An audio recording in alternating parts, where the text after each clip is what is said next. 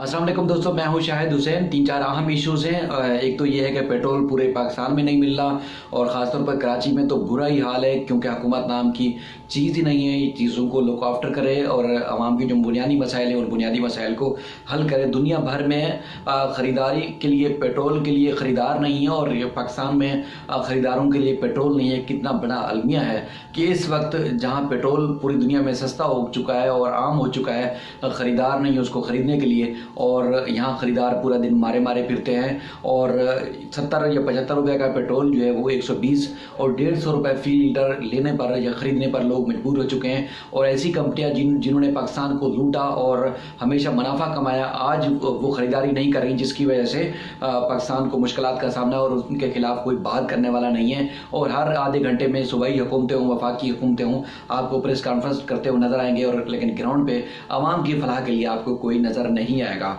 इसके अलावा जो सबसे बड़ा अहम इशू है वो ये है कि सिंध बिल्डिंग कंट्रोल अथॉरिटी ने हमेशा पैसा बनाया है और ये पैसा नीचे इंस्पेक्टर से लेके हुकूमत तक जाता है, लेकिन आवाम की जान और माल का तहफ़्फ़ुज़ करने के लिए कोई नहीं है। और जिस तरह सुप्रीम कोर्ट ने भी अहकाम दिए और इससे पहले भी आप देखते हैं कि आए रोज़ कराची में जो कसीरुल मंजिला इमारतें हैं वो मस्मार होती हैं, उसके बाद दर्जनों मासूम जानें ज़ाय हो जाती हैं, कत्लेआम हो जाता है, लेकिन कोई पूछने वाला नहीं।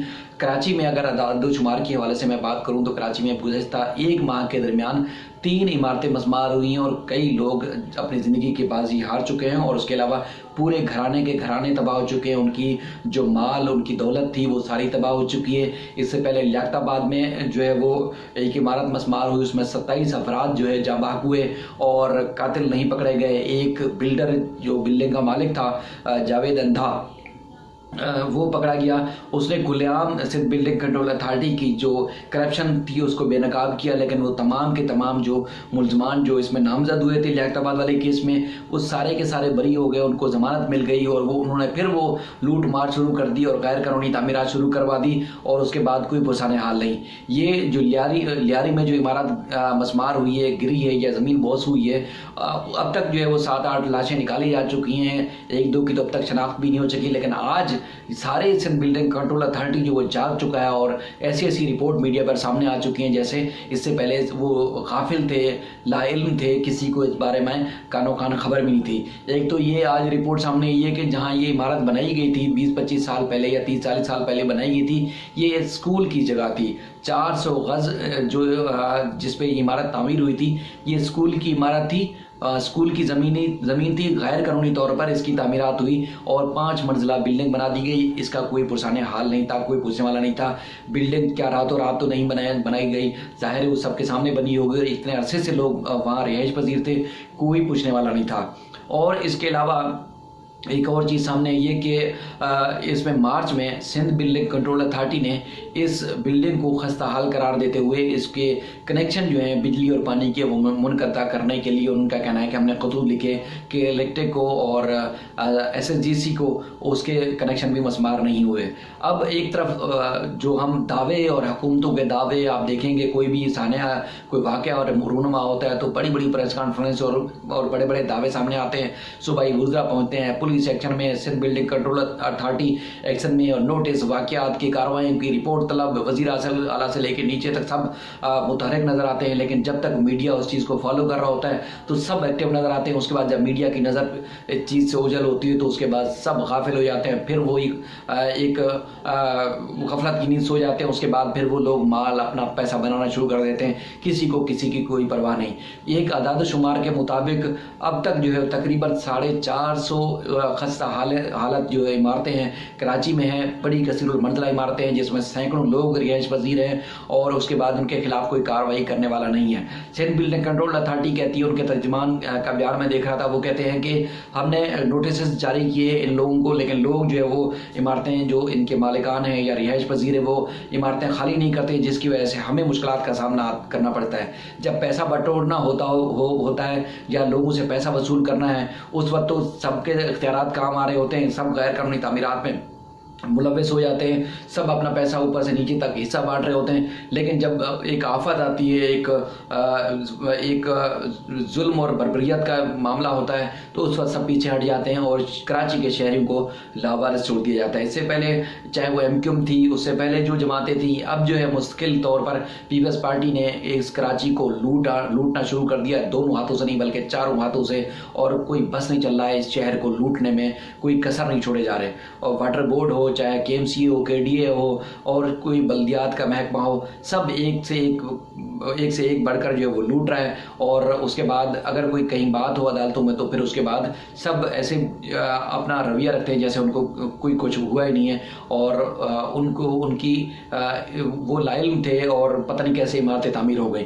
सुप्रीम कोर्ट ने जो गैर कानूनी तामीरात थी और उसके अलावा जो रफाही प्लाटों के ऊपर तामीरात हो चुकी हैं, या प्ले ग्राउंड या खेल के मैदान, उनके ऊपर जो तामीरात हुई थी, या पब्लिक पार्क्स के ऊपर तामीरात हुई, सुप्रीम कोर्ट ने वो मस्मार करने का हुक्म दिया था तकरीबन 1.5 साल पहले। आज तक उसके खिलाफ कोई कार्रवाई नहीं हो सकी है। सुप्रीम कोर्ट ने सिंध बिल्डिंग कंट्रोल अथॉरिटी से जो खस्ता हालत इमारतें थी उनके खिलाफ भी मुकम्मल तौर पर कार्रवाई का हुक्म दिया था। आज तक सिर्फ कागजों में शायद हो, लेकिन वो भी तब कागजों में जो चीज़ें सामने आती हैं उस वक्त जब कोई वाकया या कोई सानिया रूनुमा होता है, उसके बाद फिर कोई नहीं पूछता, फिर अगले वाकये का इंतजार किया जाता है। सुप्रीम कोर्ट के अहकाम पर मुकम्मल तौर पर अमल दरामद नहीं किया गया। अगर ऑपरेशन करने के हवाले से कोई बात होती है या कोई कार्रवाई करने के हवाले से बात होती है, तो उस वक्त तमाम के तमाम सियासी ओहदेदार हों, सियासी जमातें हों, या उसके बाद फिर तमाम इदारे जो मुतल्लिका हैं बल्दियात के हवाले से, वो फिर अदालतों को बुरा भला बोलना शुरू कर देते हैं, लेकिन वो अपनी जिम्मेदारी पूरी नहीं कर सकते या करते। उसके बाद फिर लोगों का यही हाल होता है जो आज हुआ है। आज भी इसी तरह हम देख रहे हैं, मुस्तकिल तौर पर लोग मर रहे हैं, और लियारी के इलाके में 25 से 30 इमारतें आज उनकी निशानदेही की है मीडिया ने, तो बताया गया है कि उसमें भी लोग जो है वो दर्जनों की तादाद में रिहाइश पजीर हैं, लेकिन उनको उन इमारतों को खाली कौन कराएगा, उसके नेमुल बदल या उसके मुतबादिल के तौर पर कौन रिहाइश देगा, किसी को कानो कान खबर नहीं। खानदान के खानदान तबाह हो रहे हैं और कोई पुरसाने हाल नहीं है इस शहर कायद का। और उसके अलावा अदालतों के हवाले से मैं अगर आपको बताऊं कि आज एक और बड़ी पेशरफ्त ये हुई है कि जो रुकन कौमी असम्बली हैं पीपल्स पार्टी के 3, कादिर पटेल समेत 3, उनकी दरख्वास्त पर वफाकी हुकूमत को नोटिस जारी हुआ है, क्योंकि कादिर पटेल और दीगर की जानिब से दरख्वास्त में मौक़िफ़ इख्तियार किया गया था कि MQM और पाकिस्तान तहरीक इंसाफ के जो अरकान कौमी असम्बली हैं कराची से, उनको तो वफाकी हुकूमत ने फंड जारी कर दिए हैं MNAs को, लेकिन जो पीपल्स पार्टी के अरकान असम्बली है उनको फंड जारी नहीं किए जा रहे, जिसकी वजह से उनके जो इलाकों में तरक्याती काम करवाने हैं मनसूबे हैं वो तातुल का शिकार है, नहीं हो पा रहे। अपने वोटरों के लिए वो मसाइल हल करना चाहते हैं, इसलिए फंड जारी करने का हुक्म दिया जाए। अब अदालत ने वफाकी हुकूमत को नोटिस जारी करते हुए पूछ लिया है कि दीगर जो 18 MNAs हैं उनको तो फंड जारी किए जा चुके हैं, तो इन 3 को फंड जारी क्यों नहीं किए जा रहे। ये मसाइल थे और मामला थे। इसके अलावा और भी काफ़ी सारी चीज़ें सामने आई, जिसमें हम देखते हैं जब कोई कार्रवाई होती है तो उसके बाद एंटी करप्शन और मुख्तलिफ महकमे एक्टिव नज़र आते हैं, और आज भी मुख्तलिफ मामलात में एक्टिव नज़र आए।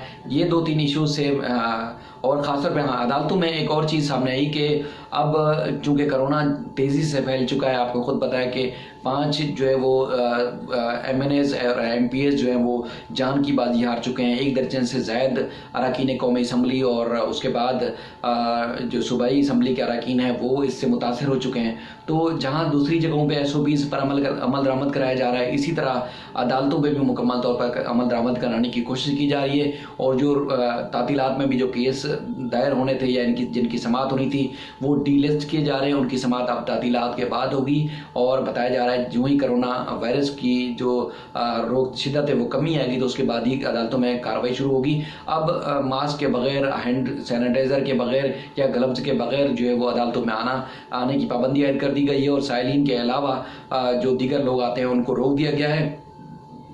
अदालतों की जानिब से एक एडवाइजरी जारी की गई है कि जो एडवाइजरी के मुताबिक जो वकला हैं जिनके मुकदमात की समाअत होनी है वो इन SOPs के तहत यानी कि ग्लव्स मास्क के साथ वो अदालतों में आ सकेंगे। इसके अलावा किसी को भी अदालतों के अंदर दाखिल नहीं होने दिया जाएगा। इसके अलावा जो एयर कंडीशन है, ACs हैं वो बंद कर दिए गए हैं, और खिड़कियाँ और दरवाजे अदालतों के खोल के कार्रवाई होगी। इसके अलावा कार्रवाई नहीं होगी। अदालतों की मामले के हवाले से मैंने आपको बताया, और कराची के जो पुरसाने हाल नहीं है, कोई उनका कोई पूछने वाला नहीं है कराची के अवाम का, उस हवाले से मैंने आपको अपडेट किया।